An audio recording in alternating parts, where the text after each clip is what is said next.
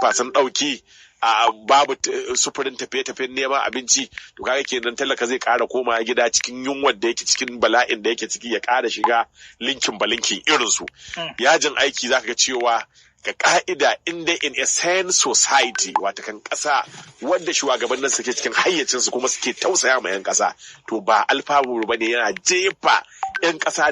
da komi cikin wahala. Hatta su ma'aikatan gwamnatin ba wani aikin da za su iya yi. Dole yanzu in gwamna ne kai, in shugaban kasa ne kai, duk ma'aikata sun tayi, baka da masinja, baka da sakatare, baka da waye, to da wa zaka yi aikin da sauransu, to yana jefa mutane. Daɗin shi kwaya ɗaya ne, in akwai haddaɗi ko kuma alfanu na ƙarshe shine a ce an ta yajin aikin, an gama shan wahalai amma an samu biyan bukata. Shine kawai daɗin yajin aiki, a ce an matsa lamba, an je an sha azaba, mai wahala ya wahala, mai yunwa ya sha yunwa, mai mutuwa ya mutu saboda an rihe asibiti, babu likitoci, babu kaza, kowa an gama shan wahala, ƙarshe a ce baccin an sha wahala an samu nasara, wanda kuma ba haka ake bukata ba haka ake so ba. Ya kamata gwamnati kullum ta riga tausayawa, tana duba ma na ƙasa, tana yin abin da ya dace. Na'am, Dr. Jamilu, daidai wannan gaba kafin shiga wannan yaji aiki, tunda sun ba da wa'adi na cewa 3 ga wata za su fara, me ya kamata gwamnatin tarayya ta yi ganin cewa ba a shiga wannan yaji aiki ba? To, irin matakan da gwamnatoci ke ɗauka idan aka fito da irin wannan tsarin na cewa za a ta yajin aiki, ba irin su bane gwamnatocin yanzu ke ɗauka. Da dama daga cikin gwamnatoci na yanzu abinda suka yi shine sai su garzaya kotu su ce a dakatar da yajin aikin, shi yasa to duk wata matsala ta ƙasa sai kaga ana ɗaukar mata abin da ake cewa ad hoc solution, wato wani gyara na wucin gadi. Shi ke samun yawa, sai kaga bayan shekara ɗaya, bayan 'yan watanni, sai kuma a ƙara dawowa da shi. In an zo kullum dai ana nan inda ake. Abin da ya kamata a ce an yi shine a zo a zauna, ita gwamnati ta gaya ma ƙungiyar kwadago abin da take iya yi. Ƙungiyar kwadago ta yi adjustin, wato ta ɗan ja baya daga wasu muradun da take nema waɗanda ba za su yi ba yanzu. Waɗannan a ci gaba da negotiating, wato a ci gaba da tattaunawa, a same su nan gaba. Abin da ke yiwa a yi, a riƙa gaya ma juna gaskiya. Muna kallon cewa idan gwamnati da gaske take, ƙungiyar kwadago da gaske take, dukkan suna magana ne kan ci gaban ƙasa. Saboda ita ƙungiyar kwadago tana cewa idan kun yi mu da abu kaza da abu kaza da abu kaza, za mu tabbatar da mun baku irin aikin da ya kamata mu baku dan a zo a kawo ci gaba a cikin ƙasar nan. To ita ma kuma duk wata kwamitar gwamnati in dai da gaske ake, to kamata a ce ita ma gwamnatin ƙoƙarin ta shine ta kawo ci gaba. Yajin aiki kuma na hana ci gaba. To kaga kamata a ce gwamnati ba za ta yadda in da gaske ake ba a ta yajin aiki. To amma saboda yawanci sai ka tadda waɗanda ke musamman wakiltar gwamnati a yanzu, sai ka fitar da cewa izza daga dara ma na hana a zauna a tattauna. Sai mutum ya zo ana zama ana tattauna din, yana gwada izza, yana gwada gadara, mu gwamnati ne ko ku yi ko ka ku yi, dole sai kun yi saboda mu ke biyan ku, mu muka dauke ku aiki. Wannan shine irin abin da gwamnati ke zuwa da shi, kuma shi ke hana a samu matsaya, a cimma matsayar da za a zauna bisa ita, wadda a magance matsalar da za a dade ba a ƙara jin korafinta ba. Duk mutumin da ke aiki Najeriya ya san cewa abin da ake badawa shekara 10 da ta wuce ba za a iya yi wa a rayuwa da shi yanzu ba. Wasu kuɗaɗen da ake biyan su na albashi, kuɗin motar da za su je ko kuma kuɗin abin hawan da za su hau su je wurin aikin su dawo ma ba su kai ba. Saboda haka to ciki wa ake shortchanging, wato wa ake rage ma nasara. In ka tsaya ka lura duka abubuwan ita gwamnatin ita ake more mawa, saboda ita ce ta zo take son ma'aikaci ya zauna ya deliverin, ya bada irin duk gudunmuwar da zai bada dan a tabbatar da an samu ci gaba. To sai zaman to zai bada gudunmuwar nan da gibi, wato ba zai bada complete gudunmuwa irin yadda ya kamata ya bada ba, sakamakon bai da isassun kuɗaɗe ga hannun shi wanda zai kula da rayuwar shi da ta iyalan shi, ya je wurin aikin ya dawo ya zauna. Saboda haka to kaga kenan duk abin da gwamnati ke son ta ce za ta cimmawa ba za ta same shi 100% ba, sai dai kila ta yi kokari, an yi kokari an matsa shine akai kishi 40 zuwa 50, saboda ma'aikaci ba zai bada abin da ake bukata ya bada ba. Ma'ana malamin makaranta ne wanda kake bukatar yara na makaranta ya je tabbatar da ya tsaya tsayin daka ya koya musu, to ta ina zai koya musu yana jin yunwa, yana tunanin kuɗin da zai koma gida ba za su ishe shi ba, ko kuma abin hawan shi babu mai, ko kuma gidan shi ya baro abinci bai baro kuɗin cefane ba. Duk waɗannan su ne irin matsalolin da suke baibaye tunanin mutane. Shi kuma aiki na buƙatar a ce kana da cikakkiyar natsuwa da cikakken hankali tare da kai don ka yi abin da aka kawo ka kai. Aiki na son ka samu abin da ake ce ma job satisfaction, wato ka rika jin cewa wannan aikin da kake yana biya ma bukata, ka gamsu, kana jin daɗi da kake yin shi. To ta haka ne sai ma'aikaci ba ma tare da ya sani ba sai ka ga yana ba da over ta abin da ake bukata. To daga nan ne ake samun nasara ta aikace-aikace. Shi yasa in ka tsaya ka lura sai ga cewa gwamnatocin baya can sun yi nasara ga aikace-aikace fiye da na yanzu. Kuma babban dalilin shine ma'aikatan gwamnati ba su sa best ɗinsu, wato ba za su iya sa iyaka abin da suke iya sawa ba, saboda ba su samun abin da ya kamata, suna kamar duk zama abin da ake cewa under employment ne. Wato kamar aikin nasa akwai gibi, kana buƙatar naira 1000 60 ka gudanar da rayuwa ka kuma 40,000 ake baka dole sai ka haita ka je ka nemo cikon balance din 20,000 din ka iya rayuwa to wajen neman wannan balance din 20,000 din sai nan kuma dama da ka tahi to wani aikin ba za ka iya yin shi ba idan mutum haya yake da babur Allah yake a sake shi ta ya haishi inda mota yake haya kila dama da fasinja za in ma ya ga wani lodin ƙara wuce zai gaba ba zai dawo ba saboda haka to kaga daga nan ne sai ka tada cewa ana makara wurin aiki ba a zuwa sadda ya kamata duk wani jan ido da zara ido da wani abin da gwamnati za ta iya yi ba za ta samu wannan compliance din ba saboda ba za ta samu wato an cika mata irin wannan abin da take so a cika mata ba babban dalilin kau shine wancan gibin da ke akwai Allah halicci mutum dole ya rayu kuma yana buƙatar wannan means din wato wannan kuɗaɗen da kuma kayayyakin bukatun na in yana son ya rayu na ɗaya kenan sai abu na biyu shine daga bangaren su masu jagorancin gwamnati daga nan zaka tadda ma'aikatan gwamnati na ta tsuwa na ta kuka na ta rashi sai kuma su in aka kalle sai aga cewa babu wannan tattare da su wani lokaci shi idan mutum yana bukata abu daga gare ka in ya lura da babun yakan iya yi ma uzuri ya ma hakuri to amma bai gane babun ba kai daga gare ka kai ne zaka yi tahiya ko mata ka za ta tahiya an ganta da mota 5 10 20 duk tsadan man da ke akwai suna tahiya daga nan kila an dauki jirgi an tai da mutane da yawa ana ganin ana durowa ana hawa ana sauka kowa ya riga san kuɗi ake bada ba kyauta ake yin su ba sai shi wani shi kuma yana neman abin da zai ci ya gagara to wannan na ɗaya daga cikin abin da sa kake kallon ma'aikata ba su yi ma shugabannin uzuri dalili kau ba a biyo hanyar da za a bi a yi uzurin ba ma dama a ce ana kallon shugabanni ana yin irin abin da ake ce ma low profile life irin ita rayuwai ya karama ake yi ba wata mai tsada ba low expensive ba ta da tsada da yawa to ma'aikacin shi ma zai sauke zai ga cewa to ai shi ma shugaba ga irin rayuwar da yake nima ba dole sai na bi ba bari in zo in yi irin wannan tun da ni ban ma kai karhin shi ba wannan mai gidana ne amma ta kai fa yanda zaka tada shugaba yana yadda yake so kai da ka gani ka san cewa da shi da iyalan shi suna jin daɗin rayuwarsu ma'aikaci shi kuma yana cikin kunci da fatara da wahala to wannan abin shi yasa ake yawan samun matsaloli shi yasa ma wani lokaci haka ke kallon ƙasar ke ɗaukar zahi mutanen cikin ƙasa suke da kowa a kusace kawai kowa jira yake a taba shi ya fashe idan shugaba ya abu sai ka je yana cewa babu ladabi babu biyayya yanzu ƙasa an canza matasan yanzu ma'aikatan yanzu ba su da kima ba su ganin kiman manya ba su ba yadda za a ga kima a lokacin da rayuwa ku ta bambanta da faɗi da yawa amma kuka rage wannan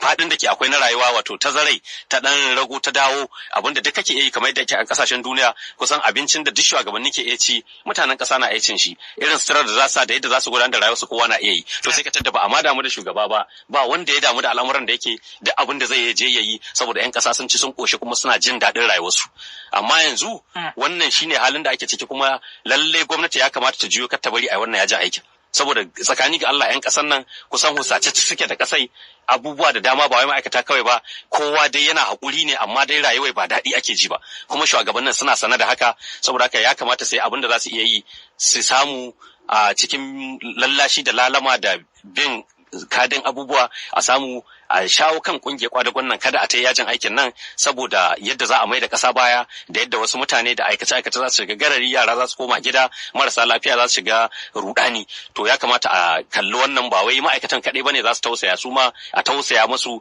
saboda su tausaya ma sauran waɗanda ke ƙasa da shi. Na'am, Dr. Sama'ila yajin aiki na gargadi na kwanaki 2 da ita kungiyar kwadago ta yi an samu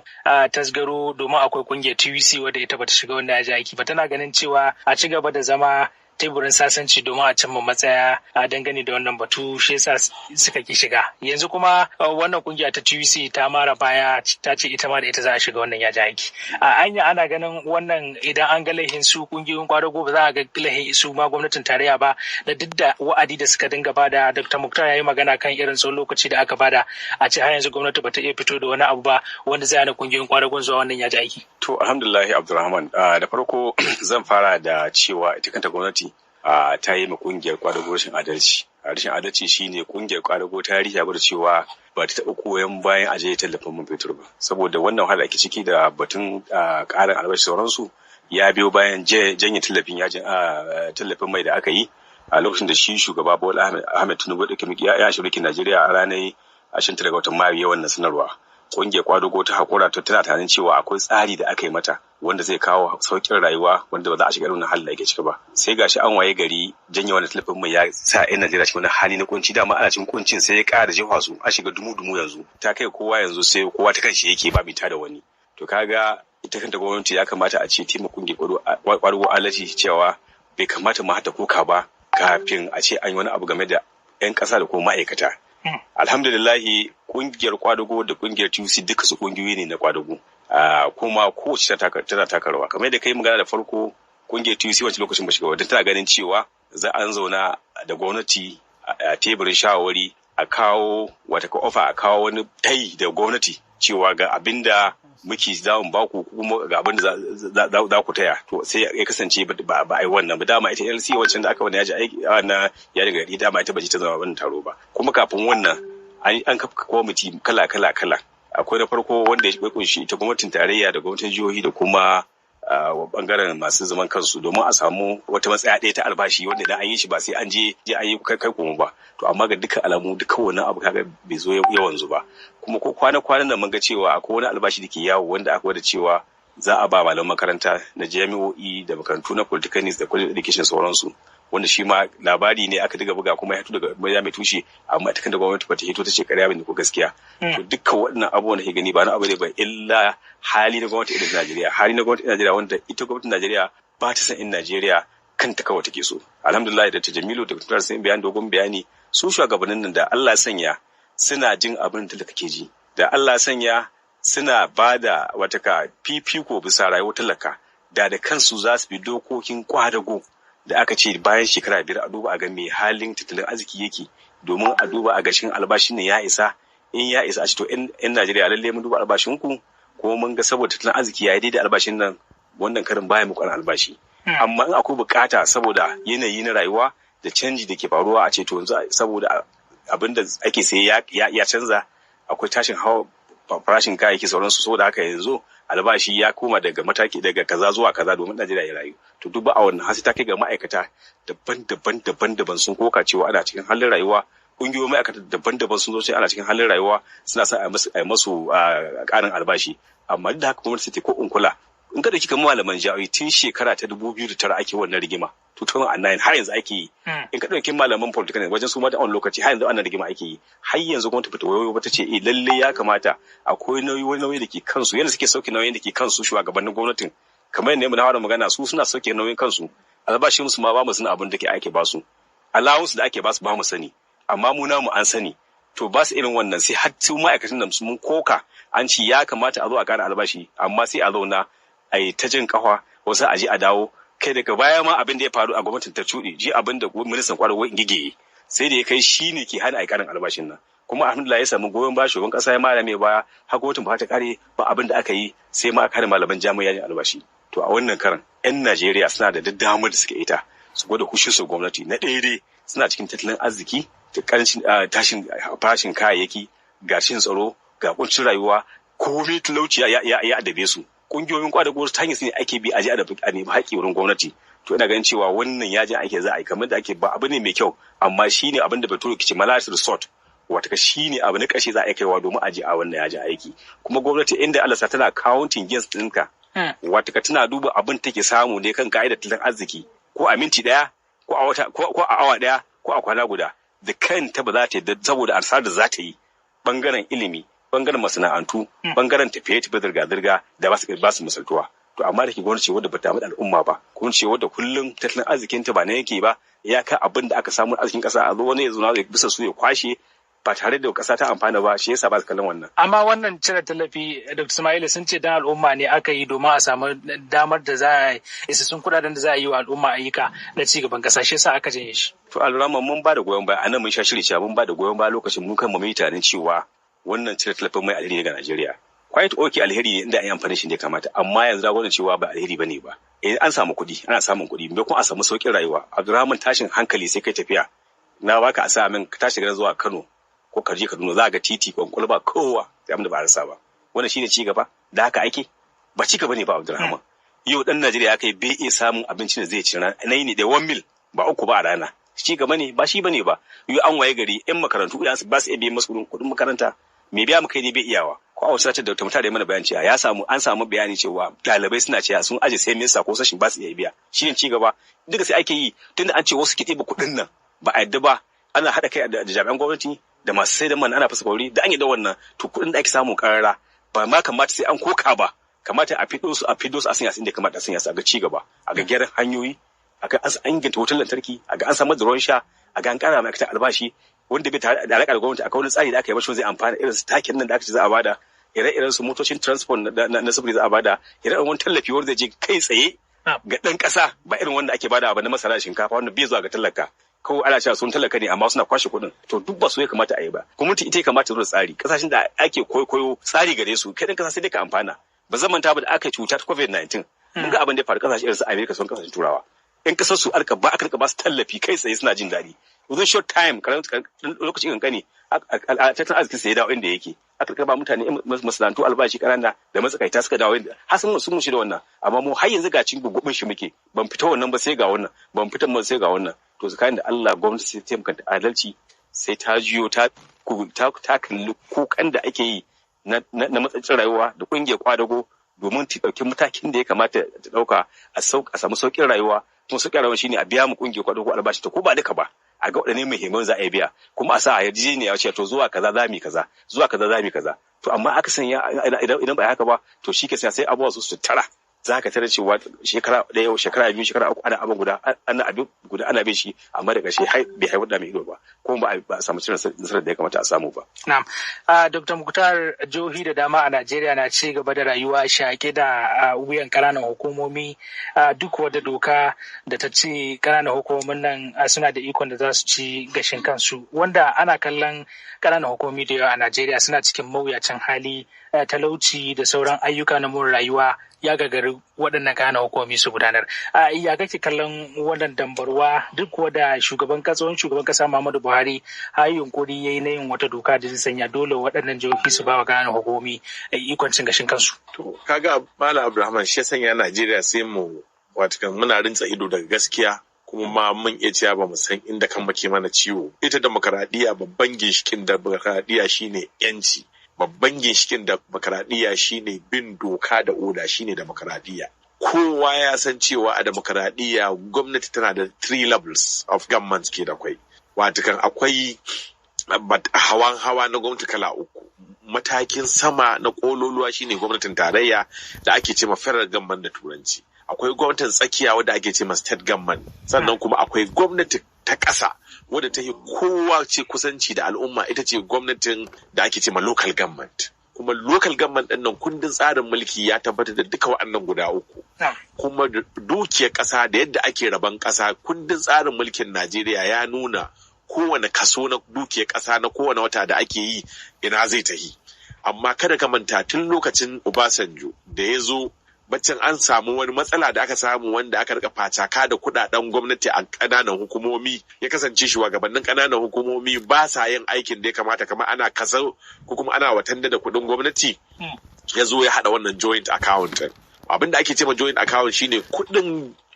watakan kananan hukumomi maimakon a rika aiko masa dangas daga gwamnatin tarayya in an tashi kaso a za a haɗo ne da na jiha da kuɗin ƙananan hukumomi da na jiha sai su taho asusu guda amma jiha sai ta ɗauki kuɗin ƙananan hukumomi ta ba su tare da bibiya. Wannan dama da aka ba gwamnatoci na Najeriya na siyasar Najeriya sun amfani da ita wajen yin abin da ba daidai ba. 2 wrongs cannot make a right. An ba ku kuɗin nan domin ku tabbatar da cewa an inganta rayuwar al'umma kuma an yi abin da ya kamata da dukiya. Amma gwamnonin Najeriya da aka rika ba su wa'annan kuɗi suka ji daɗin su sai suka yi kwance bisa wa'annan kuɗaɗe suka yi hankaka mai da ɗan wani naka kuɗi suka zama na gwamnatin jihohi ne ya kasance kamar an kashe wata ita wannan gwamnati ta ƙasa wadda ta yi kusanci da al'umma ita ce gwamnati ta local government. Sai da ya kai ga cewa local government idan ka shiga ƙananan hukumomi da kuma wuraren aikin su yadda ka san kaje makabarta sai da ta kai ga cewa ƙananan hukumomi in kana zuwa sakatariya ɗinsu da CLEA ɗinsu da sauransu ba ka ganin komi daga akuyoyi na can abinci sai kila karen mai gadi sai wani abu in ka ga mutane a ƙananan hukumomi kila ɗan lokacin albashi ya zo an kashe wannan ba daidai ba ne kuma kamar yadda kai magana an yi ƙoƙari kwarai da gaske wajen ƙwato wa'annan mutane daga hannun gwamnoni na jihohi.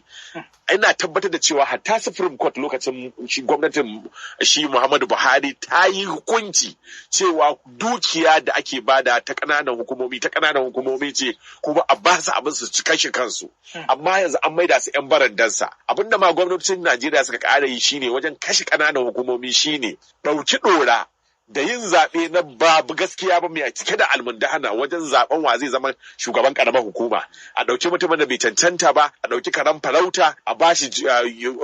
shugabancin karamar hukuma wanda shi har cikin zuciyar shi tsakanin shi ga Allah ya san bai isa ba, bai cancanta ba, bai da kwarewa, bai da gogewa, bai da popularity, amma kawai gwamnoni sun ɗauke su sun ɗaura su. Saboda haka wannan mutumin da ka ɗauka ka ba wannan bai isa, bai da bakin magana da yin zaɓe wanda ba ingantacce ba, tunda ya tabbatar da zaben da aka yi ba ingantacce ba ne, ba shi ya kawo shi, ina ya isa ya tunkari gwamnati ya ce sai an bani haƙƙina. Wannan ya sanya ya kasance ƙananan hukumomi sun zama ba su da autonomy, ba su da komi,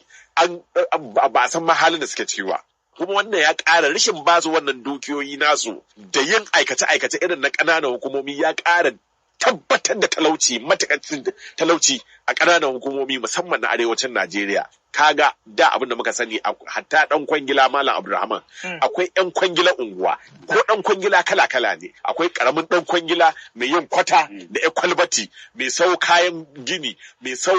wanda ke sau stationaries kayan office, akwai matsakaicin dan kwangila wanda kana iya bashi gina maka yan clinic, kana iya bashi dan gina maka dan aji, sannan kuma akwai manya-manyan yan kwangiloli wanda zaka ba manya-manyan aikace-aikace. Amma yanzu idan ka je ƙananan hukumomi ba ka da dan kwangila ɗaya da za ka je a ce karamar hukuma wannan dan kwangila ne, bari a ce ga aikin kwangila ana yi, bari a ce wutar lantarki, bari a ce hanya ko lahiya ko me, an kashe karamar hukuma, an kasara ta, mutane sun shiga cikin wani gigitaccen talauci wanda ya ƙara da haddasa da ta'azzara wannan rashin tsaron da muka rasa yadda za mu yi da shi. Ina tabbatar maka da gwamnoni za su ji tsoron Allah na Najeriya su sakan ma ƙananan hukumomi mara su yi fitsari kamar yadda aka saka masu, a ba su dukiyarsu, a ba su abin da ya kamata. Wallahi tallahi wannan fitinannen talaucin da muke da ciki, wallahi da za mu rage shi kashi 40%, saboda su ƙananan hukumomi da mutanensu su suka yi kowa kusanci da gwamnati. Wannan 'yan ƙaramar hukumar da kana ɗan majalisa a Katsina za su taho maka tun daga garin su taho wajen neman ɗan majalisa, neman kuɗin goro, kuɗin na rago, kuɗin na kaza, da a ce ƙaramar hukumar na aiki da sai su ta wajen kansila, sai ta wajen ciyaman, sai su kai mashi complaint ɗin transformer, su kai mashi complaint ɗin kwalbati, su kai mashi complaint ɗin tuka-tukansu da sauransu. Amma mun kashe kanmu, mun zo saboda san rai, mun lalata al'amura, mun deviating daga principles na demokaradiyya, muna abin da ya ga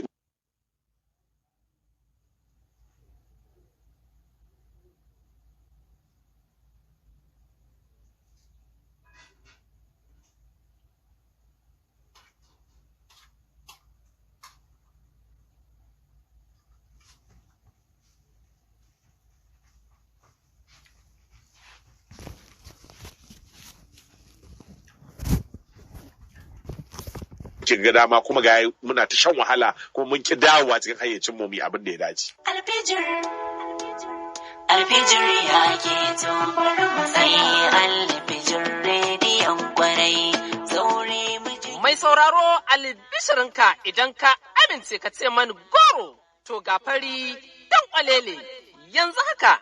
Za ka iya sauke manhajar Alfijir Radio idan ka ziyarci Play Store, ka rubuta Alfijir Radio 91.5 KTN sai ka sauke a wayarka ta hannu. Domin sauke kawar tagwaicin Alfijir Radio kuwa sai ka rubuta Legend FM Daura 98.7 domin sauraron shirye-shiryen da aka tsara cikin tsari.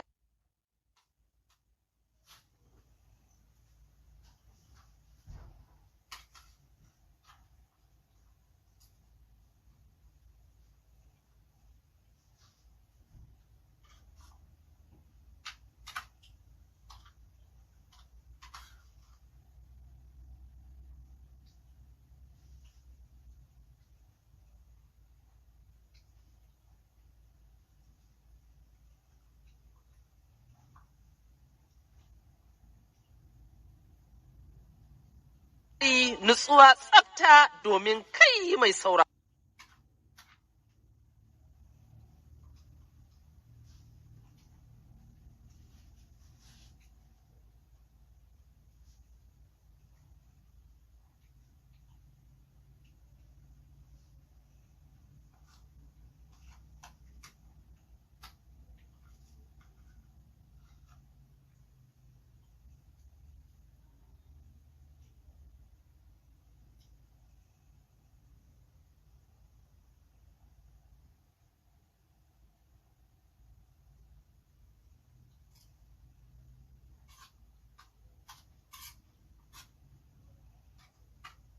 tsaro da zaran ka sauke waɗannan manhajoji a wayarka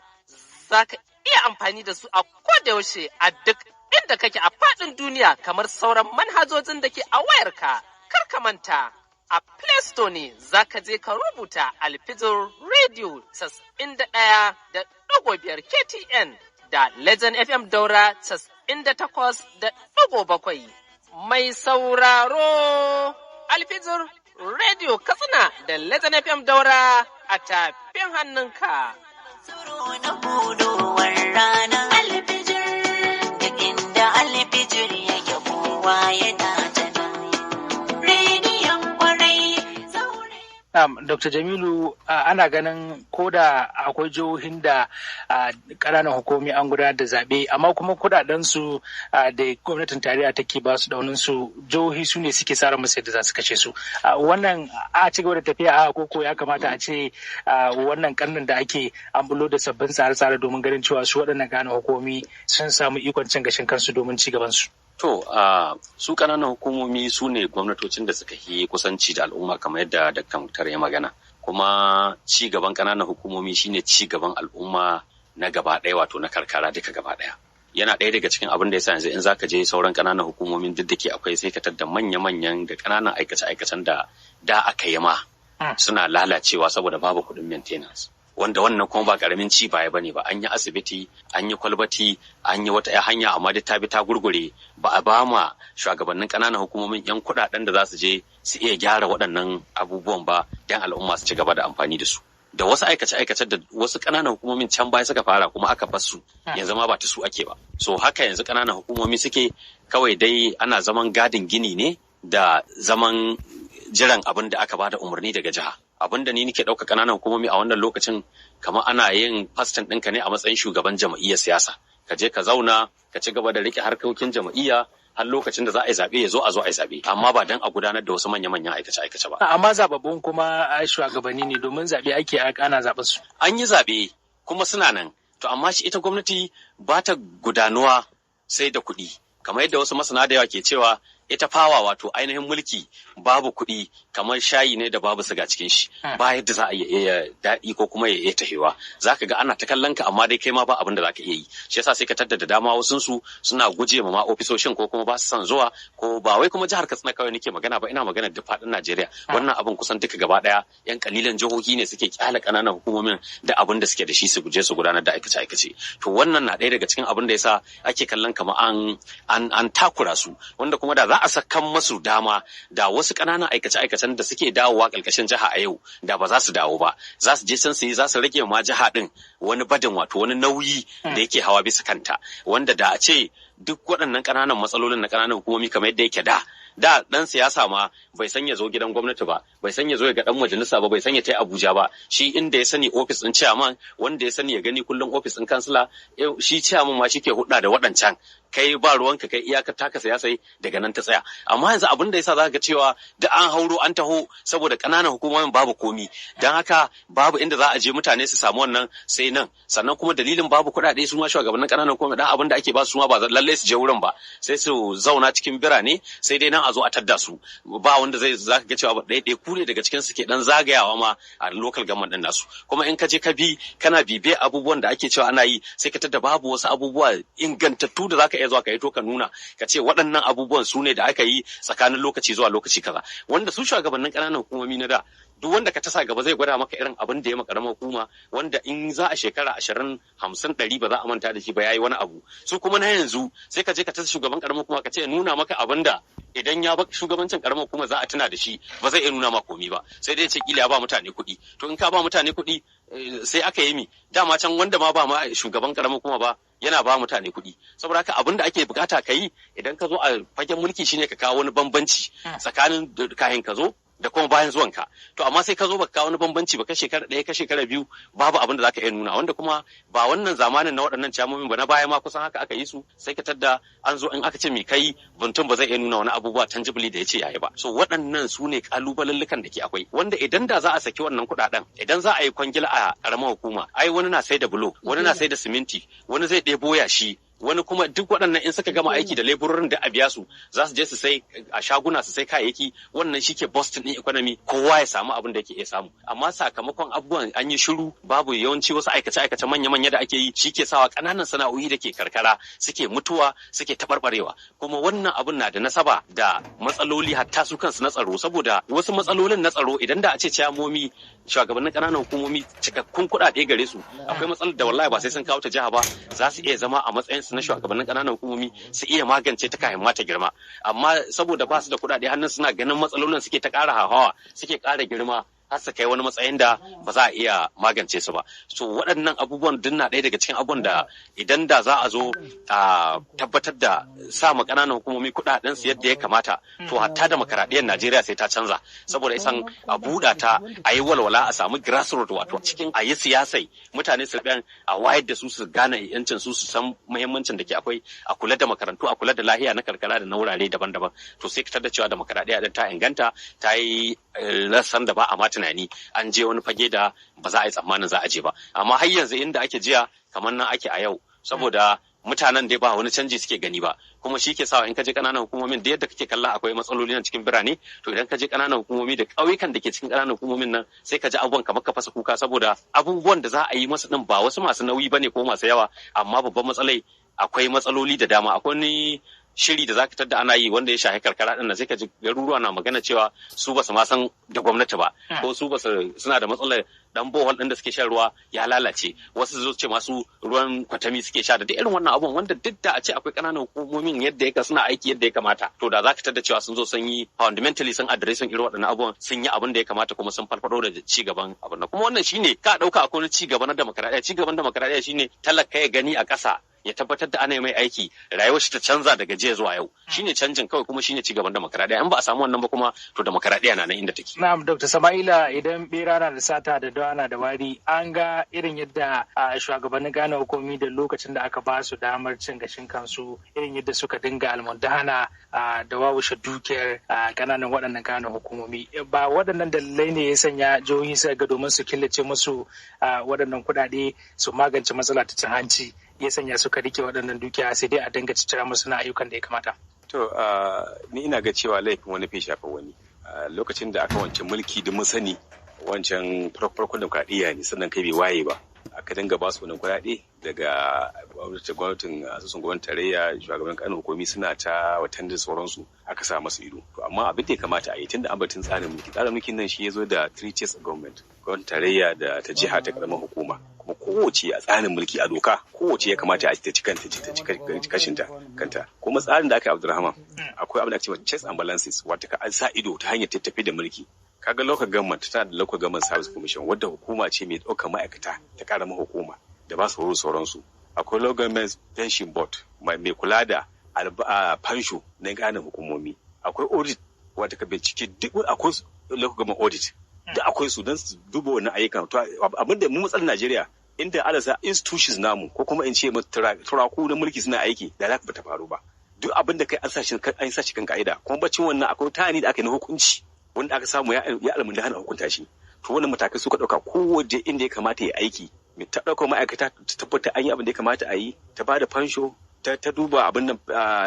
audit wata kabance duk a yi wannan. Kuma wanda aka samu da laifi a kai shi a hukunta shi kada ya shafi wani. To ban ga dalilin laifin da ciyaman ya ba da kansolin shi guda 10 kila sai wasu ga kaɗan sai ya shafi kila su ɗan ƙaramar hukuma wanda suke son kai wajen ko miliyan ko ɗaruruwa. To wannan mataki da aka ɗauka da farko ana ganin kamar zai ya haɗa mai ido, amma daga baya ya gwada cewa bai haɗa mai ido ba. Dalili kuwa yanzu da bayan sun gabata daga wani magana daga farko cewa rashin kula da local government ɗin nan shine ya ƙara jefa ya kawo talauci, ya kuma kawo rashin tsaro a cikin ƙasashen nan. Kuma abin za ka zo cewa hatta ita gwamnatin tarayya sai ta amince cewa a rika ba ƙananan hukumi kuɗin su. Har aka ce akwai wani bangare lokacin yana ƙarshen Central Bank of Nigeria, National Financial Intelligence Unit, aka ce daga can za a turo kuɗin a ba ƙaramar hukuma direct. Duk abin da take yi shi ne sa ido ya gani. Ana tunanin cewa a sa masa wasu kuɗi limit, wata iyaka ta kuɗin za su kashe a rana guda ko a sati domin a sa masa ido. Duk ba a yi wannan ba. To wannan kira da ake, ina ga lokaci yayi da su kansu jihohi gaba ɗaya za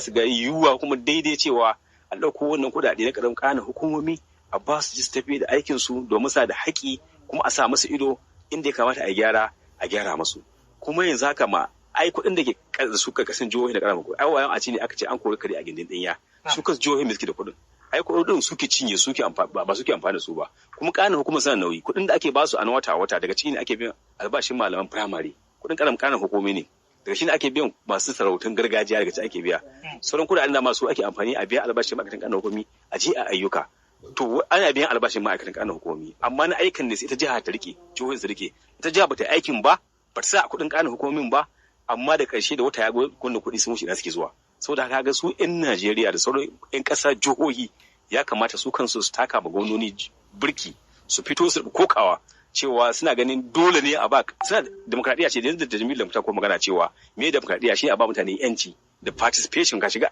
cikin harka a dama da kai to a fito a yi magana a ga ma gwamnoni su kan makanin hukumomi mara kudaden su kowa da suna yake zo ana amfani da population yawan al'umma wurin mara kudaden nan daidai yawan ka al'umma ka ne kudin da ake baka to mutanen karamin hukumi a basu kudaden su je su tafiye da harkokin su domin a samu ci gaba kwana na ga gwamnatin jihar Katsina da ta dukkan murna daya ya ba da wasu kudade biliyan 1.8 ga kanin hukumi a ji ayyuka alhamdulillah abin da ke fara to da wannan ma mun yake ƙara kira ga shi gwamna cewa tun da shi ya zo ce zai zo ya kawo canji wata public service reform ya kawo canji da ake da aiki yana da yunkurin wannan kuma mutanen kasa suna bashi dama ana bashi uzuri zai yi muna so dan Allah gwamna ka sakan makanin hukumi mara yau ka fito ka ce duk wata ga abin da aka ba karamar hukuma ya ba karamar hukuma ta zo kudin ta kaza ya ba funtuwa ya ba kankiya to wannan shi zai a ce ka zama gwamna da kai zara ka bi kowane gwamna gaskiya da amana kuma zai taimaka sosai yadda kake kokari ga cewa ka yaki da talauci ka yaki da rashin aikin yi ka yaki da rashin tsaro irin wannan abubuwa matakai sai ya sanya jihar Katsina musamman wanda muke magana a kanta za ta iya wannan kuma muna da yakin cewa za ta iya wannan saboda haka da ƙarshe muna fatan cewa ba Katsina ba dukkan jihohin da ke Najeriya za su yi amfani da damar suke ta sabon canji da aka samu da demokradiyya ko ta auku hudu dawa mulki su sakan makanin hukumi mara su je su aikin su sun kana hukumomi su tsoron Allah dole ne su koyi darasi can baya ga abin da ya faru yanzu an yi fafataka kila a nemi su yancin su to su yi aiki tsakanin da Allah abin da ba a saba su je su yi amma dai mutane su gani kuru-kuru a yi jama'a aiki a hidda mutane da kangin talauci domin shine ci gaba kuma shine noman demokradiyya da ake fata a samu a matakin ƙananan hukumomi. Na'am, Dr. Mukhtar a gurguje kasar Faransa ta kwashe yanata daga jamhuriyar Nijar a bayan zanga-zanga ta kwanaki da mutanen kasa suka yi na nuna cewa sun gaji kasar Faransa ta ban masu kasa biyu bayan mulkin mallaka da ta masu. Yanzu ya kake kallon halin da ita jamhuriyar Nijar za ta kasance biyu bayan barin kasar Faransa? To alhamdulillahi kamar yadda damu muka daɗe 'yan Afirka muna magana muna kokawa cewa har yanzu watakan shaci faɗi ne da faɗi da baki cewa wai mun samu yanci amma daman yancin nan dai mafi yawanci an rubuta shi ne littafi kuma ana faɗin shi amma ƙasashe musamman wa'anda Faransa ta rena ta daɗe tana yi masu kaka gida ta hana su rawan hatsin gabansu ta hana su ci gaba ta hana su shata hanyar da za su ci gaba da rayuwa su kama kansu ci gaba da kansu a Faransa ba ta da komai ƙasa ce wanda ba ta da wani tasiri ko tarihi na wani tattalin arziki wa'annan kasashe na Afirka da ta daina su ta makure ma wuya su ta shaƙi take tatsa yanzu ka kamar wannan Nijar din nan kowa ya sani a duniya Nijar na ɗaya daga cikin ƙasa kila ma babu wanda ta yi ta arzikin uranium amma wannan Faransa ta zo ta yi kaka gida da wannan arzikin na uranium na Nijar ita ke amfana da su shekara da shekaru sama da shekara da 60 da ka an san yanci ba abin ban sha'awa da zaka isa ga cikin Nijar ka gani baccin wannan bayan nan Allah ya sanya Nijar ta samu hataman fetur wato Faransa nan ta yi kaka gida da shi Nijar nan tana da gold Faransa nan ta yi kaka gida da shi Faransa kin ce kin mallaki mutanen nan kin ba su yanci amma kin hana su har yau shekara 60 da ta wuce amma a ce Abdulrahman mutanen nan ba su buga kuɗinsu da kansu wata Faransa ke masu wajen ta suke ajewa ita ke ba su lamuni na kuɗaɗe ita ke masu menene to wannan in ka lura abin da ke faruwa na kwana-kwanan nan wani juya hali ne musamman yake zuwa da wani sabon salo na ƙasashe rainon Faransa Burkina Faso ta yi ku Mali ta yi ku Gabon ta yi ku jirgin Gabon ita ba rainon Faransa ba ce ita Nijar ta zo ta yi ku kuma dukkan kuɗin nan suna Allah wadai suna tsinuwa da Allah ya isa ga ita wannan ƙasa tasu ta Faransa wadda ta yi masu mulkin mallaka kuma ta hana su rawar hantsin gaban su kuma da tsiya da ƙaryin tuwo tun daga wannan juyin mulki da 'yan Nijar suka yi sun zo sun yi zanga-zanga sun afka ofishin su jami'ai na diplomasiya na Faransa da sojojin su sai kun fita kun ban mu kasan mu saboda kun hana mu ci gaba kun hana mu zaman lafiya ko ba zum din nan da aka juye daman shi ma tafarkin da ya dauko kenan sai dai wannan tafarkin na sojoji zai fi na bazum karfi bazum a matsayin shi na zababben demokradiya zai wahala ma yi masu wannan kai turbus din nan kai tsaye ni tsaye kamar yadda sojoji suka yi to wannan ya isa ya zame ma 'yan Afirka da sauran mutane izina cewa lokaci ya yi kamar yadda Janar Murtala Muhammad Allah gafarta mashi da dadewa a Addis Ababa ya taba yin wannan magana cewa Africa has come of age Afirka ta girma ta isa ta shata ma kanta hanyar ci gabanta da kanta amma abin da kawai nake kira ga Nijar da kuma kasashen rainon Faransa da sauran ma kasashe shine kada a yi kwan gaba kwan baya kada su yadda a hita daga tarkon Faransa a hwada wani tarko saboda ita yanzu Nijar in ka lura da ta zo tana faɗa da Faransa yanzu ta kore su ya kasance arzikinta ya zama mallakinta da sauransu amma rasha na nan ta liko ta fara aiko masu har sun fara ɗauko sojojin nan na haya na Wagner an ce suna nan cikin Nijar rasha dama tana nan tana ta bibiyar kasashen Afirka irin wa'annan to kar ta yadda su miƙa masa hannu da wuya su ƙara shakare su bacin wancan shaka da suka sha har zai kai ga sun mutu ya kamata su yi a takatsantsan su shata ma kansu hanyoyi da za su ci gaba da rayuwa kamar yadda suka yi wannan kungiya ta Sahel tsakanin Mali Burkina Faso da Nijar su zanna su yi dizainin hanyoyin da za su kama kansu ci gaba da kansu na tattalin arziki na siyasa da al'amuran yau da kullum. Na'am, Dr. Jamilu waɗanne kalubale ne kake kallon za su kasance gaban jamhuriyar Nijar yanzu bayan ficewa da ƙasar Faransa ta yi? To, kalubale na farko shine yadda za su yi su fara mallakar kansu da kansu. Saboda kamar maganar da Dr. Muktar ya yi kusan tsawon lokacin da ita Nijar ta yi da samun 'yancin kai, har inda ake yau. In ba yanzu da suka samu suka kaɓe ita Faransa ba ita ke kaman jagoranta al'amuran su gaba ɗaya so sai sun fara samun wannan sai na biyu akwai magana ta integration wato ƙoƙarin haɗa kansu ƙasashen Afirka ma damar ba su zo suka haɗa kansu ba sai dai kawai su zo su zauna a yi mitin a tashi kamar misali yanzu in ka ɗauka a bangaren ECOWAS wato ita kasashen yammacin Afirka akwai dokoki akwai ka'idoji akwai yadda ya kamata akwai abubuwa da dama da aka kindaya a ciki amma kwata-kwata babu ɗaya da ake implementing ba a amfani da su misali an yi magana cewa kasuwanci ya rika wanzuwa tsakankanin kasashen Afirka amma har yanzu kasuwancin ya ki wanzuwa tsakanin su kowace ƙasa sai ta yi kwammacewa ta tashi ta tai can wata ƙasa ta duniya ta sau abu yadda ta saya wajen makwabciyarta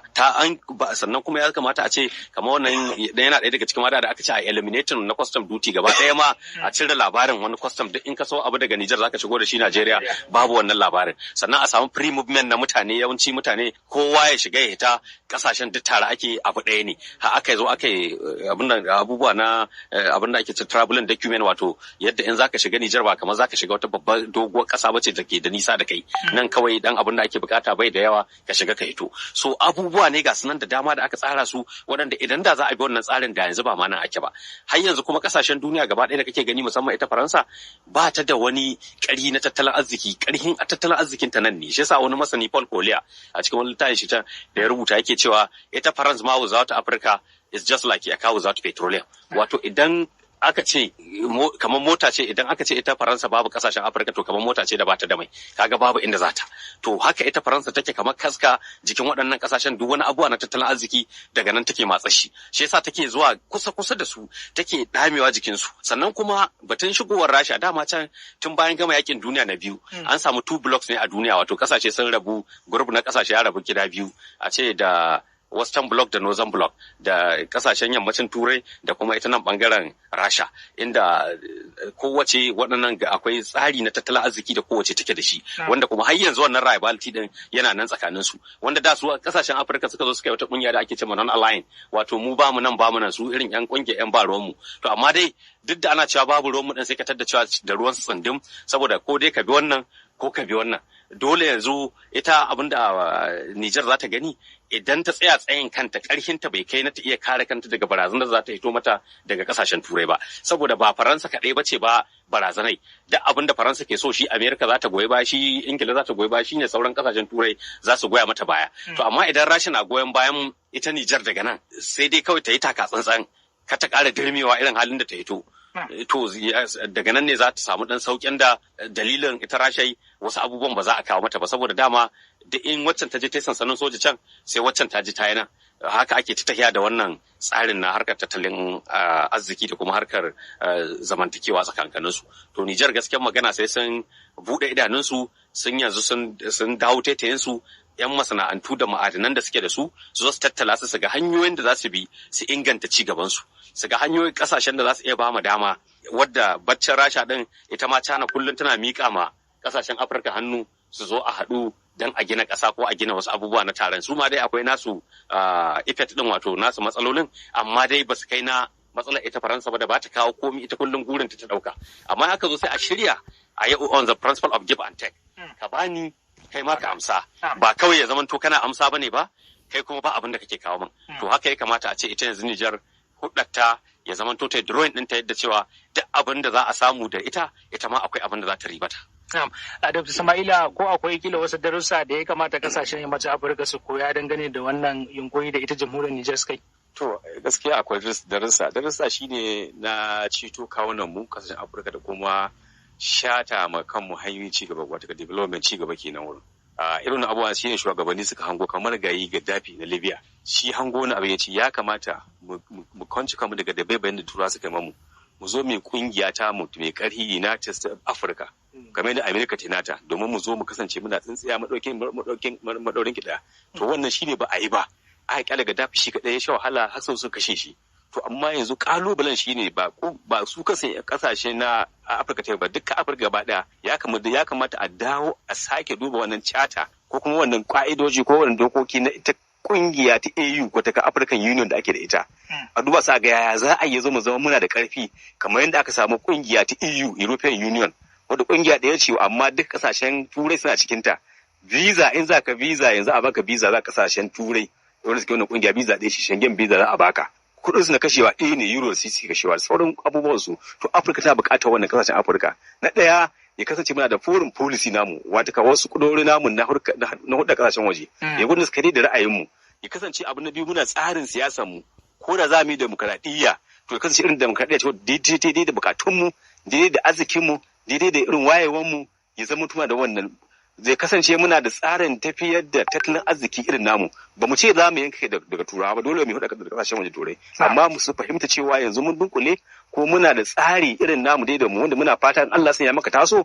muka kai wani matsayi irin nasu to za mu irin nasu domin abin da ke fa kasashen mu hada shine mun aro riga da temu yawa muka sanya mana ta bulunbulun cikin ta amma da mu hakuran mun yanke wani riga ta dai da wuyan mu dai da jikin mu da mun kai inda ya kamata mu kai to ya kamata ko soji yanzu da suke mulki a Burkina Faso a Niger da sauran kasashen Afirka ko da ba su ba hatta su masu mulkin farar hula irin Najeriya irin su kasashe da South Africa masu ƙarfi a Afirka su ya kamata su jagoranci wannan movement din su ga cewa to Afirka ta girma da tabbatar kawo wannan bayani wanda mutula je ga masa Afirka has come of age tun 75 ba aka wannan magana bare yanzu tana batun shekara wajen 50 zuwa 40 zuwa 50 to ya kamata yanzu wani abu ya tabbata vision leaders na baya sai wani tunanin to kuma yanzu lokaci yayi wanda idan mu dunkule zan baka misali kasar North Korea kasa ce ita kadai North Korea amma duniya an sa mata takunkumi amma tana rayuwa domin mu da bawa mu takunkumin da arzikin mu Abdulrahman in muka dunkule ruɗaya wannan arzikin bin mu za a yi sai sun kasance su ne bayan mu muke iyayen gidansu da fatan cewa kasashen Afirka za su farka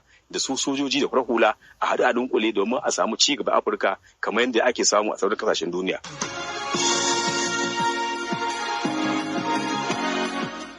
Na'am, to mai sauraro duba da lokaci anan zamu daga shirin na Ganzaki Aya yanzu a madadin waɗanda kuka ji muryoyinsu a Dr. Sama'ila Balarabe da Dr. Muktar Kasim sai Dr. Jamilu Abdulsalam Charanci a daga Alfijin Radio da Legend FM Daura Naziru Suleiman Imam Bakor ne yan dan sauti ni Abdurrahman Kabirjani ke fatan zamu kasance da ku lafiya a wani satin domin jin mu dauke da wani sabon shirin.